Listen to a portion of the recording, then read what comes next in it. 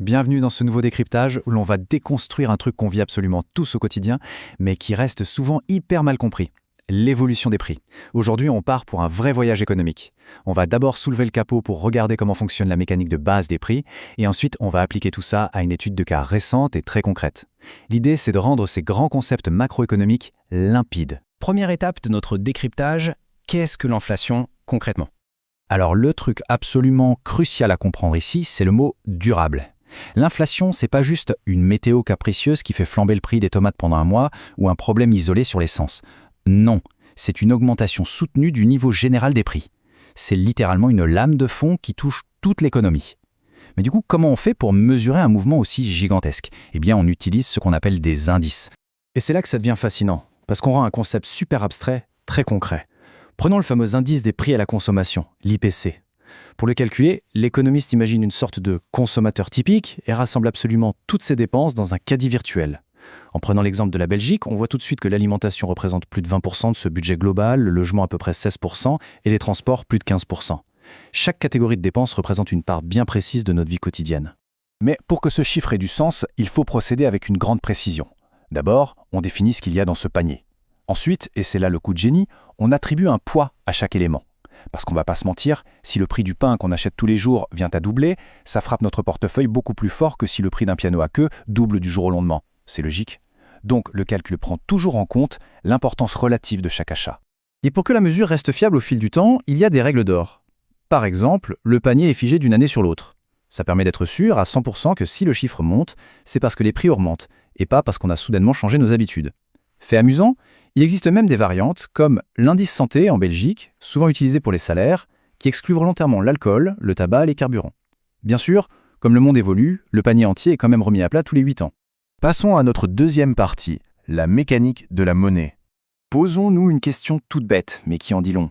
Il fut un temps où un simple cornet de glace coûtait l'équivalent de 5 centimes d'euros. Aujourd'hui, on le paie facilement 1 euro, voire beaucoup plus. Mais pourquoi on accepte ça? Est-ce que la glace est soudainement 20 fois plus savoureuse? Est-ce que l'humanité a développé une passion dévorante pour la vanille? Et non. Et ça, c'est la vraie révélation macroéconomique. Notre amour pour la glace n'a pas bougé d'un pouce. Cette hausse de prix spectaculaire ne nous apprend strictement rien sur la glace, elle nous apprend tout sur la monnaie. L'inflation, en fait, c'est d'abord et avant tout une histoire de valeur de l'argent. C'est un phénomène purement monétaire. Concrètement, c'est notre monnaie qui a perdu de sa valeur avec le temps. Pour vraiment piger le mécanisme, il faut imaginer un bras de fer entre deux forces titaniques. D'un côté, on a l'offre de monnaie, c'est la quantité de cash injectée dans l'économie par les banques centrales. De l'autre, la demande de monnaie, c'est le besoin de liquidité des gens et des entreprises pour faire tourner la machine. Et l'équation est implacable. Si on imprime trop de billets par rapport aux besoins réels de l'économie, il y a un excès. Pour retrouver l'équilibre, la valeur de chaque billet est obligée de baisser. Et quand la monnaie perd de sa valeur, eh bien il en faut logiquement plus pour acheter la même chose. Boum, les prix montent.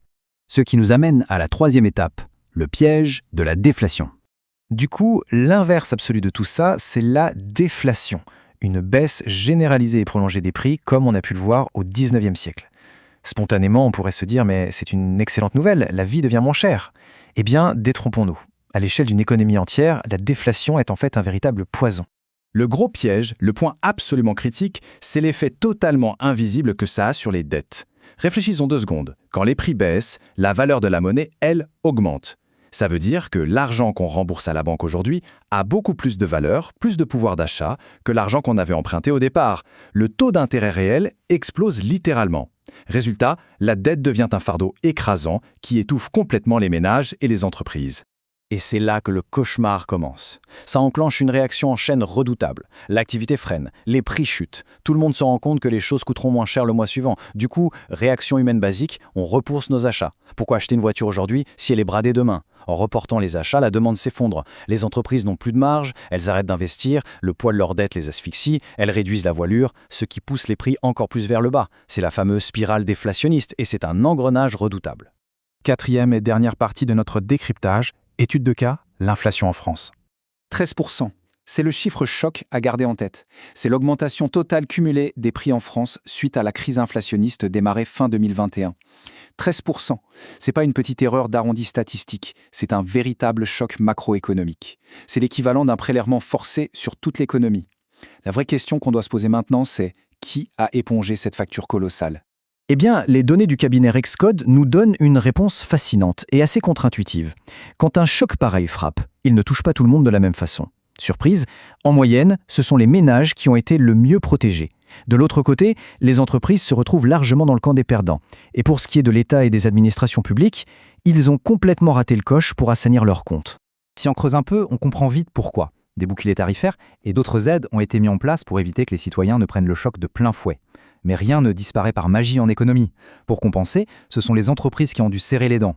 Elles ont pris le choc financier en voyant leurs coûts de production exploser et leurs marges fondre. Du côté de l'État, mathématiquement, l'inflation a pu alléger le poids de sa dette existante. On se rappelle du mécanisme inverse de la déflation qu'on a vu tout à l'heure, non? Mais au lieu de ça, à cause des dépenses engagées pour protéger les ménages, les déficits publics ont continué à se creuser. En gros, ce sont les bilans des entreprises et de l'État qui ont encaissé le coup en silence. Et ça nous amène à une réflexion finale vraiment cruciale. En macroéconomie, rien, absolument rien n'est gratuit. Si l'inflation agit comme une sorte d'impôt silencieux et que le choc de ces dernières années a été amorti par les marges des entreprises et par une dette publique toujours plus écrasante pour protéger le portefeuille des citoyens, sur quelles épaules va finir par retomber cette facture géante dans 10 ou 20 ans? C'est une question essentielle qui prouve, s'il le fallait encore, que la mécanique de la monnaie ne dort jamais vraiment. Merci infiniment d'avoir suivi ce décryptage jusqu'au bout et on se retrouve très vite pour décortiquer ensemble un nouveau rouage de notre économie.